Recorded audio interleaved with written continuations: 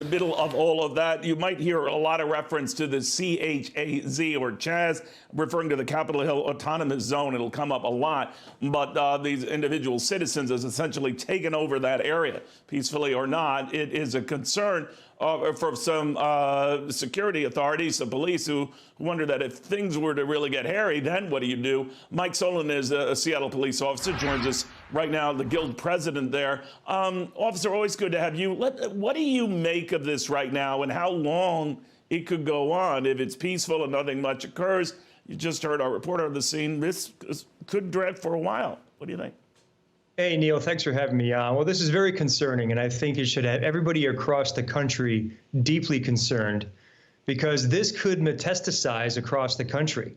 It's quite clear that City of Seattle elected officials are lacking the political will to enforce the rule of law.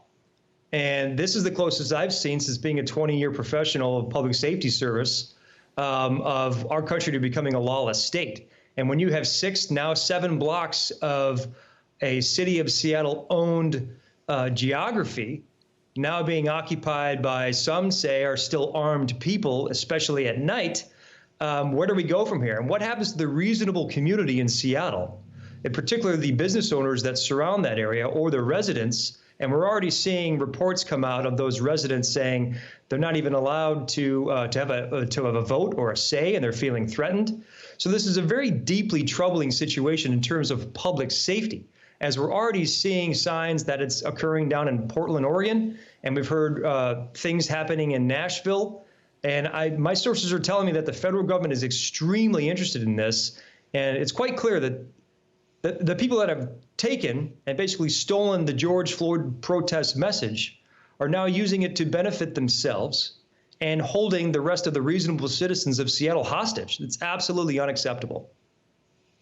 You know, you were right to point out these festering movements in Nashville, Portland, Oregon, and other cities as well, Mike, that have been saying much the same.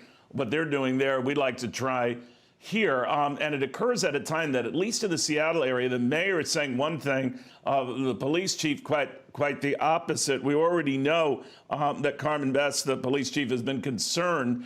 She defied the mayor's orders the other night when the protests were really getting bad before this sort of lockdown situation, that she went ahead and used tear gas to break up what was potentially a violent scene. Now a judge has intervened to say, don't do that again, hold off on that sort of thing. So it sort of ties her hands, and yours as well, right? Oh, you just said it well, it ties our hands. So just imagine if the city and the elected officials are willing to surrender a police facility, what's next with these criminal agitators, these unreasonable activists that march on another precinct, in particular, the Seattle Police Department flagship precinct, the West Precinct? That precinct houses 911 communications citywide. Neil, if we lose the West Precinct due to the lack of political willpower by our elected leaders, imagine, how do the reasonable citizens in Seattle expect to get police services when they call 911 for help?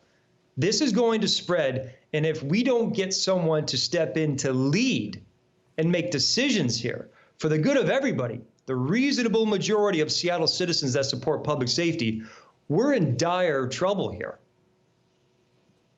We'll watch it very closely. Mike Sloan, thank you very much, and for your service and everything you're doing and trying to keep the peace there.